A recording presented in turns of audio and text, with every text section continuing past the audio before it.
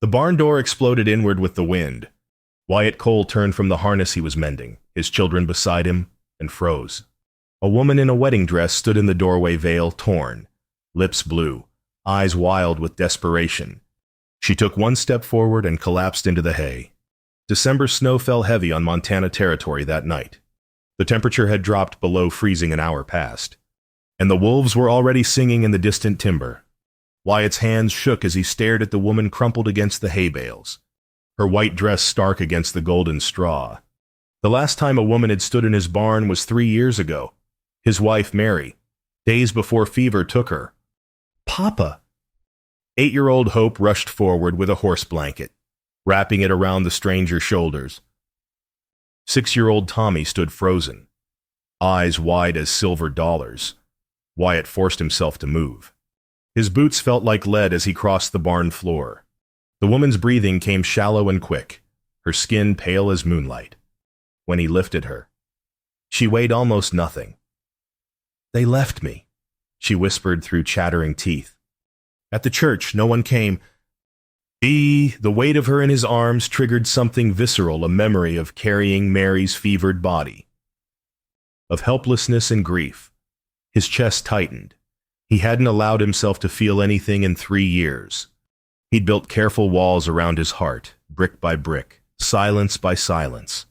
"Inside," he managed, voice hoarse. "Quick now." Hope grabbed the lantern. Tommy held the door against the wind. Together they crossed the yard to the modest ranch house, snow swirling around them like ghosts. Inside, Wyatt laid the woman by the stone fireplace. Her wedding dress was torn at the hem, mud-stained and soaked through. Her dark hair had come loose from its pins, falling across her face in wet tangles. She couldn't have been more than 25. Hope rushed to stoke the fire while Tommy fetched blankets. The children moved with practiced efficiency. They'd learned early how to survive without a mother. The woman's eyes opened slowly. They were brown, deep as creek water, and filled with a shame that Wyatt recognized. She was looking at him not with need, but with the raw vulnerability of someone who'd been discarded. "Thank you," she whispered. Wyatt's throat went dry.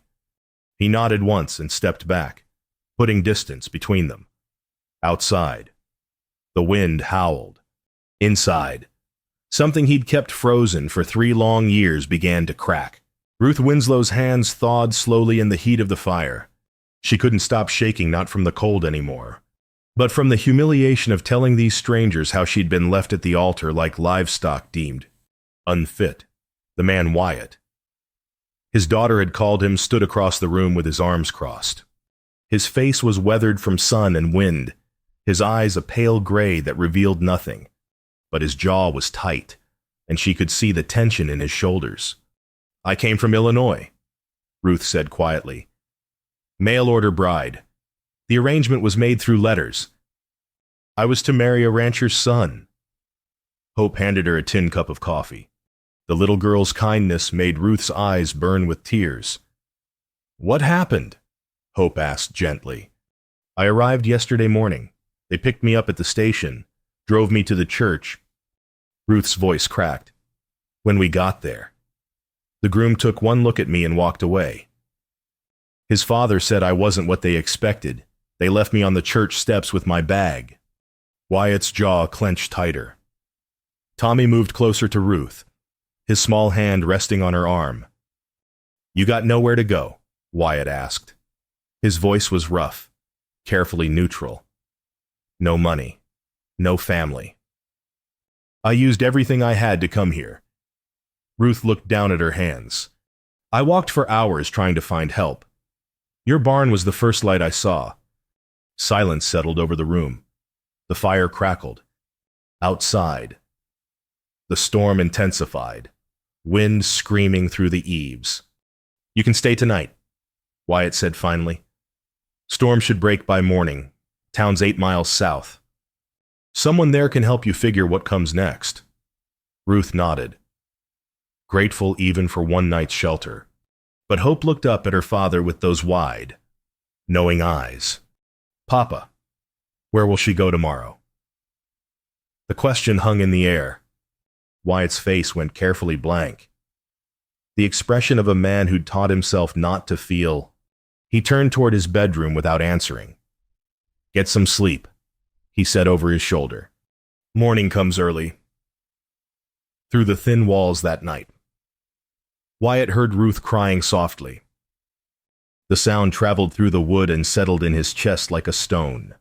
He pressed his forehead against the cold window glass and watched snow fall in the darkness. Just one night, he told himself, one night, and she'd be gone. But even as he thought it, he knew it was a lie. Dawn broke cold and clear over Montana territory. Wyatt stood at his wife's grave on the hillside overlooking the ranch, frost biting through his knees. "I can't do this again, Mary," he said to the wooden cross. "I can't let someone in just to lose them." The words came easier here, where no one could hear his weakness. 3 years ago, Mary had died in the barn during a difficult childbirth. He'd ridden through a blizzard trying to reach the doctor, but came back too late.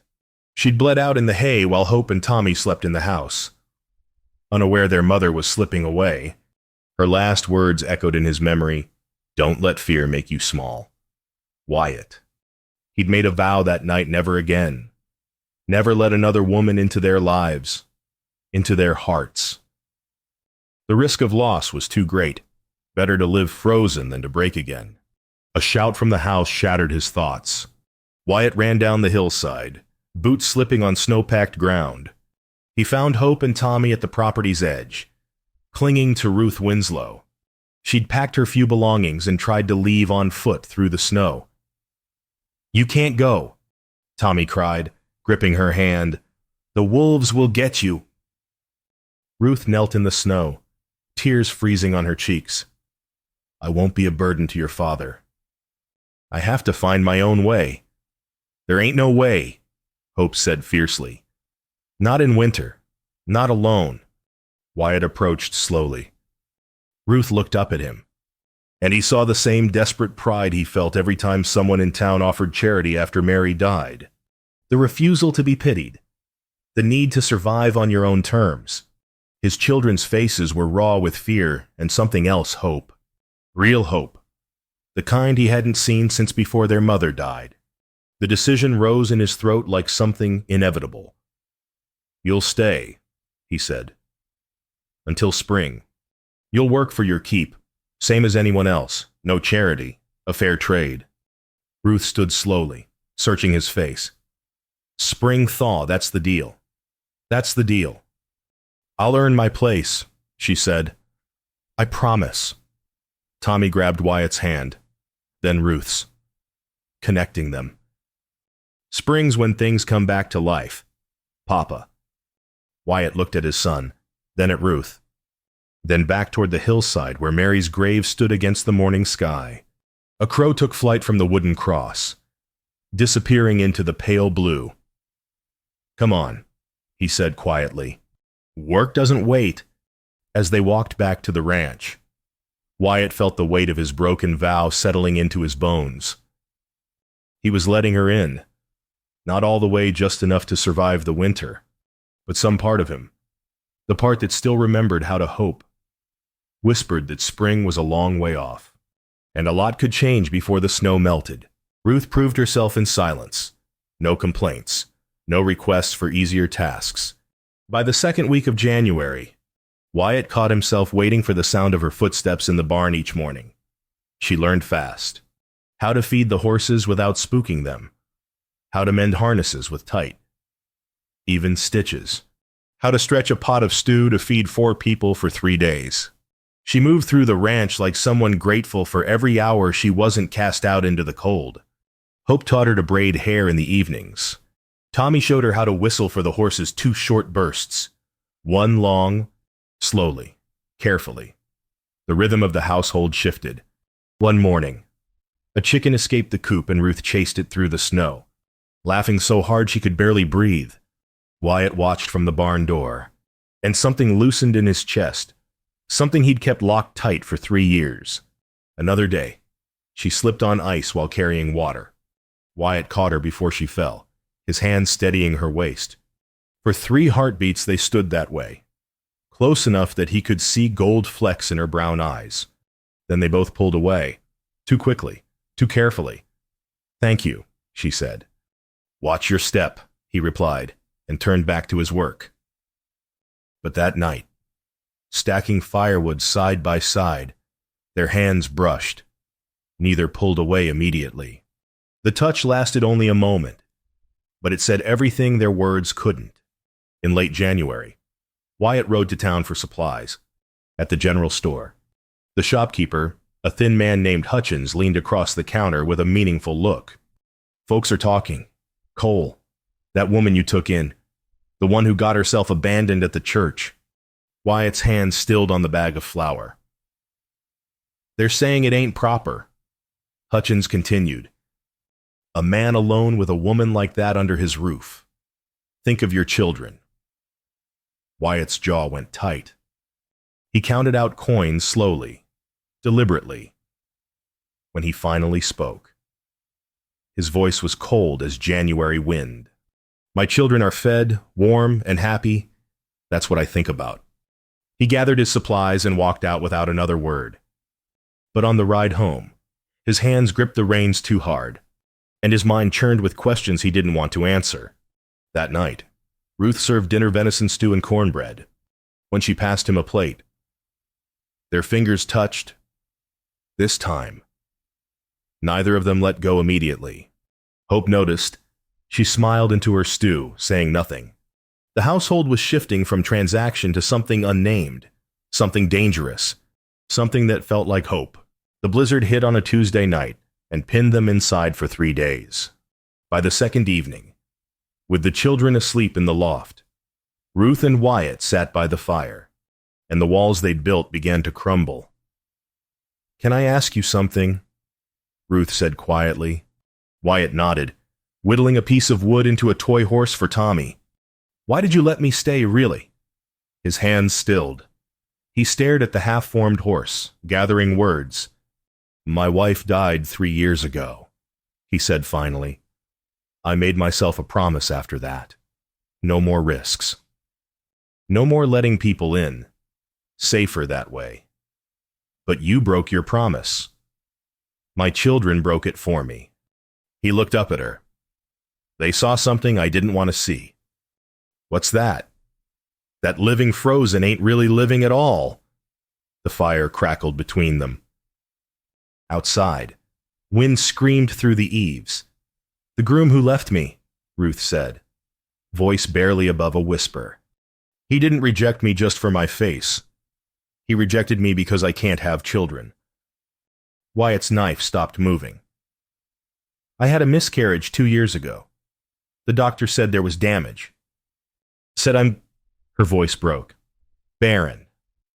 That's the word he used. "When the family found out, they called the whole thing off. Now why you're carrying all this shame?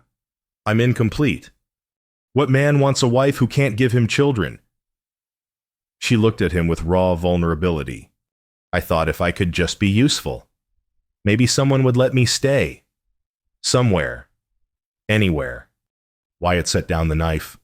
He'd never been good with words, but some truths were too important to leave unspoken. "I failed my wife," he said. "She died in childbirth because I couldn't get the doctor here in time. I blame myself every day since. Figured I was incomplete too. Figured I'd failed the one job a husband has to protect." Their eyes met across the firelight. Two broken people, carrying shame that wasn't theirs to carry. "You're not incomplete," Wyatt said quietly. "You're the bravest person I've met." Before Ruth could respond, a cry came from the loft. Tommy's voice, frightened and small. Ruth moved without thinking, climbing the ladder to where the boy thrashed in nightmare.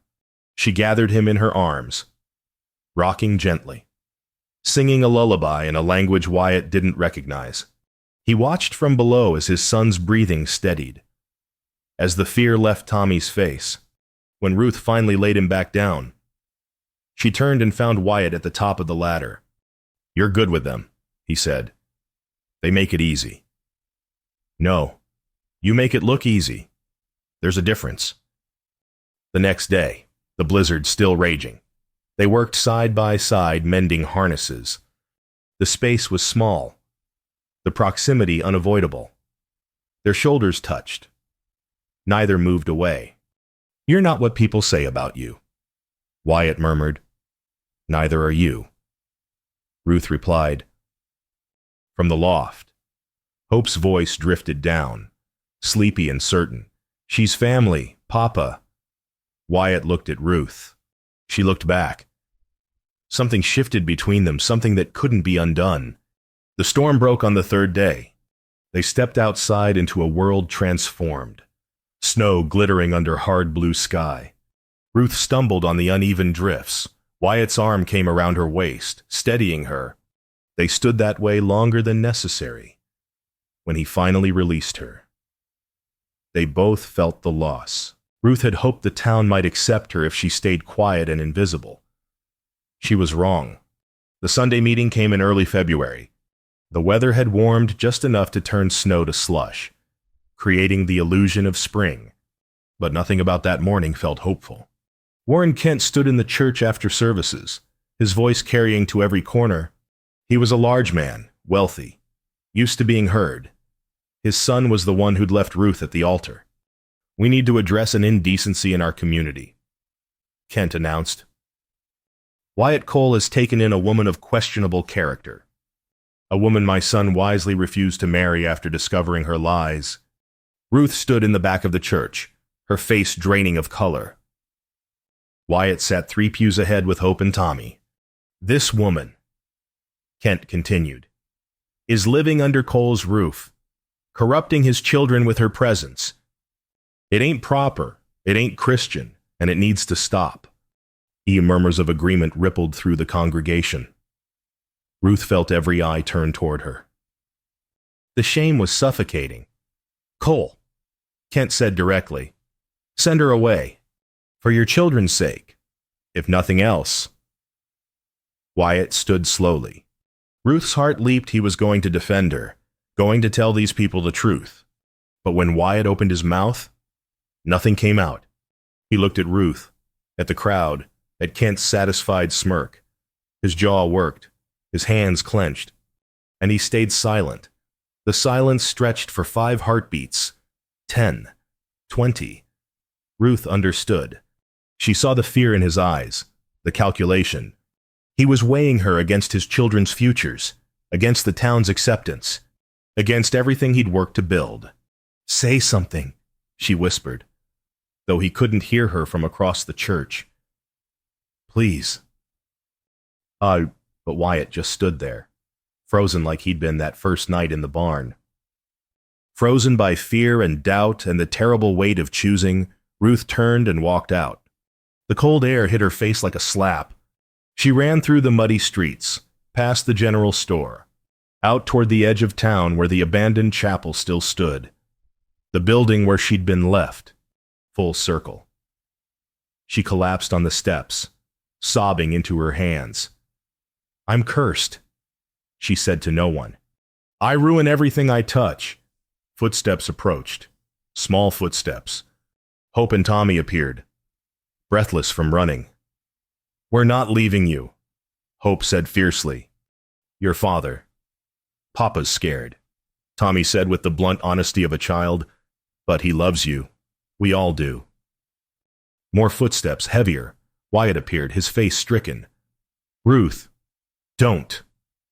She stood, wiping her eyes. "I won't ruin you. I'll go at dawn." Before he could respond, 3 horses rode up. Warren Kent and 2 of his ranch hands. Kent's face was triumphant. "Good to see you're being reasonable. Cole, she'll leave by sunrise, or we'll make sure she does." Wyatt's hands curled into fists, but still, he said nothing. Ruth looked at him one last time. "Your silence said everything." She walked past him into the gathering dusk, Hope and Tommy running after her. Wyatt stood paralyzed as Kent and his men rode away, satisfied. The townspeople dispersed, some nodding approval, others looking uncomfortable, but none spoke up. None stood with him. Wyatt had failed the test, and he knew it. Wyatt returned to Mary's grave that night. broken. I'm a coward, he told the wooden cross. Stars emerged overhead, cold and distant. I froze when she needed me, just like I froze when you needed me.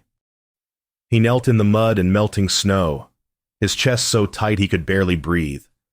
All those years of building walls, of protecting himself from pain, and for what he'd become exactly what he feared, a man too afraid to live. I love her, Mary, he whispered. I didn't mean to, but I do. And I just stood there and let them destroy her. Footsteps approached. Small, determined footsteps. Hope appeared, her face fierce with tears and anger. Mama would be ashamed of you. Papa. The words hit like a physical blow. Hope. Miss Ruth loves us. She sings to Tommy when he has nightmares. She teaches me to be strong. She makes our house feel like home again. Hope's voice cracked. And you let them hurt her because you're scared. I'm trying to protect you. From what? From being happy. Hope wiped her eyes. If you let her go, I'll never forgive you. And Mama won't either. She ran back toward the house, leaving Wyatt alone with his dead wife and his living shame. He stayed there until dawn began to gray the eastern sky. Then he stood, his knees aching, and walked to the barn, the same barn where this all began. He could almost see her there, collapsing in her torn wedding dress.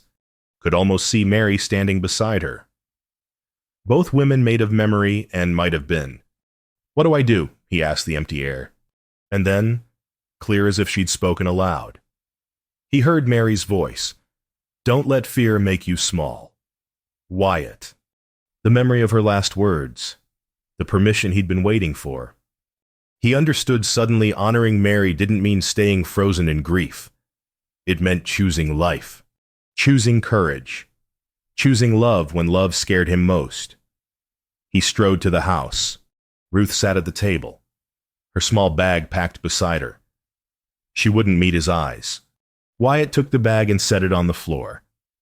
You're staying, he said. Ruth looked up, desperate to believe but afraid to hope. They'll destroy you. Let them try. He knelt in front of her, taking her hands. I was silent yesterday. I won't be silent again. I'm going to town, and I'm going to make damn sure everyone knows you're staying. As my wife, if you'll have me. Wyatt. I love you. Ruth. I didn't plan it. Didn't want it. But I do. And I'm done being afraid. Hope and Tommy burst from the loft, wrapping their arms around both adults. Ruth sobbed, nodding against Wyatt's shoulder. They'll fight you, she whispered. Then we'll fight back. Together. Outside. The sun rose over Montana territory. Inside. A family was reborn. Wyatt Cole walked into Sunday service with Ruth Winslow on his arm. Hope and Tommy flanked them like soldiers.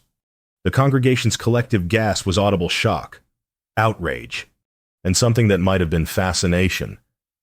Warren Kent rose from his pew, his face purple with rage. But Wyatt spoke first, his voice steady and loud enough to carry to every corner of the church.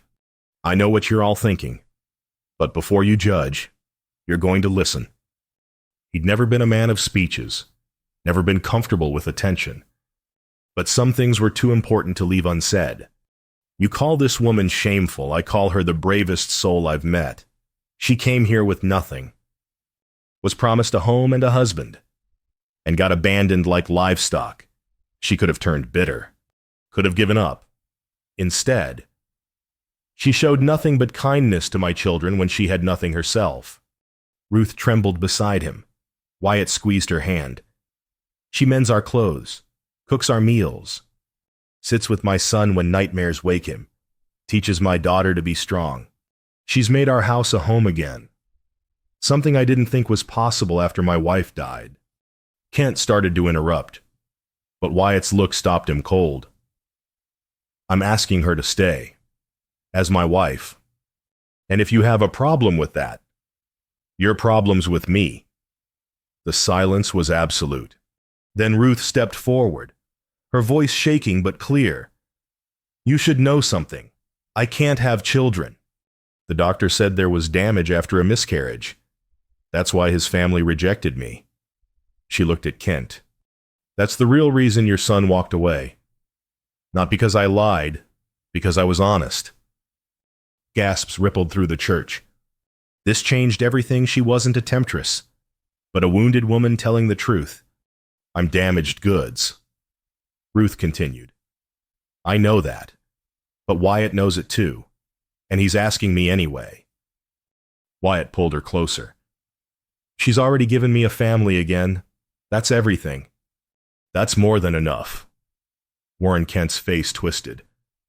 "You're a fool. Cole. Throwing away your reputation for a woman who can't even speak of her that way again," Wyatt said quietly. "And we'll settle this outside." The church went dead silent. Kent looked around for support and found none. Even his allies were uncomfortable now, seeing Ruth's vulnerability, seeing Wyatt's devotion. Then Elder Moses stood. He was 80 if he was a day, bent with age but sharp-eyed. The man spoke in his heart. Moses said, "Any Christian here object to mercy, one by one, reluctantly." People sat back down. Some looked ashamed. Others looked away. But the resistance broke like ice in spring. Kent stormed out, his footsteps echoing on wood floors. The door slammed behind him. Wyatt and Ruth walked out together, children between them. The townspeople parted. Some nodded respect. Others avoided their eyes, but no one stopped them. Outside, in the cold February air, Ruth stopped and turned to Wyatt. "You really want this, me?" He kissed her forehead, gentle and certain. "I really want this." "I really want you?"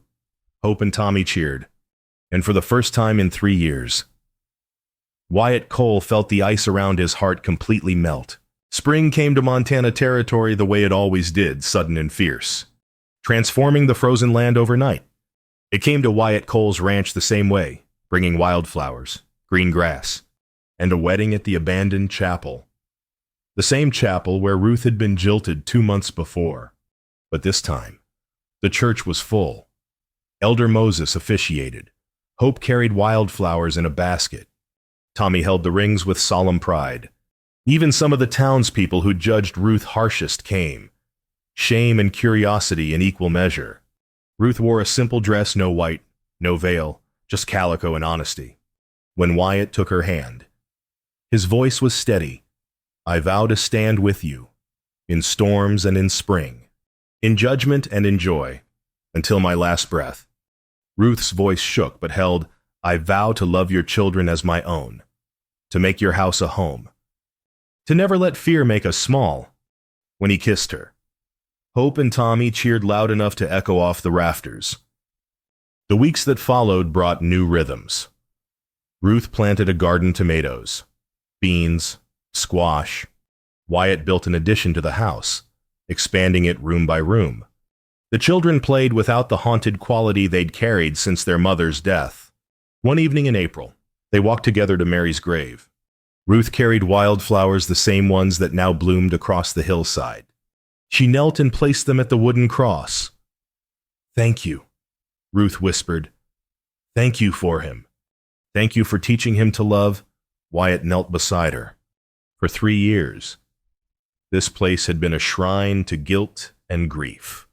Now it was just a resting place, honored, but no longer haunted. "She knows," Wyatt said quietly. "She sent you to us." "You think so?" "I know so."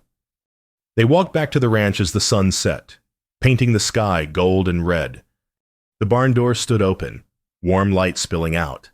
Inside, Hope and Tommy were playing with a new litter of barn kittens, their laughter echoing. Wyatt stopped in the doorway, Ruth beside him. He looked at the exact spot where she'd collapsed that frozen December night, a stranger in a torn wedding dress, desperate and alone. "I thought you were a ghost come to punish me," he said. Ruth laughed. "I thought I was dying." We both were, just in different ways. She leaned against his chest. His arms came around her, solid and certain, above them. Stars emerged in the deepening blue. In the distance, wolves sang not threat, but reminder. They'd survived the winter. They'd chosen each other. They'd built something that would last. "Are we a real family now?" Tommy called from inside the barn. Wyatt and Ruth looked at each other and smiled. "We always were," they said together. The camera pulls wide. The homestead stands strong against the vast Montana landscape. Smoke rising from the chimney. Spring green spreading across the land. A home rebuilt. Hearts healed.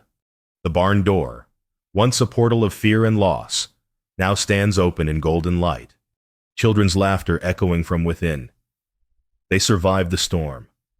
They chose courage over fear. They built something the winter couldn't break.